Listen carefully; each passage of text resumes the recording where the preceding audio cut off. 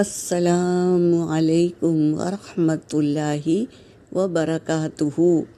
سحری کھانے والوں پر رحمت۔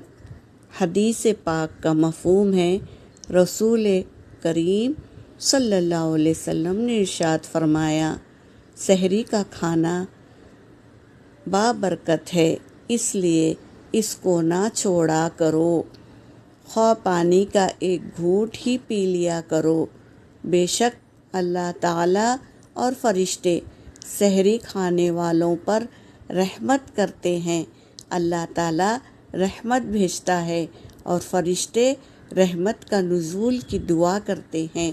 حدیث پاک کا مفہوم ہے کہ رسول صلی اللہ علیہ وسلم جب کھانے پر بیٹھتے تو اپنے ساتھیوں سے کہتے کہ آؤ برکت کا کھانا کھاؤ۔ تو یہ سحری ہمارے لیے باعث برکت ہے، تو اسے نہ چھوڑیں۔ وآخر الدعوانا ان الحمد للہ رب العالمین۔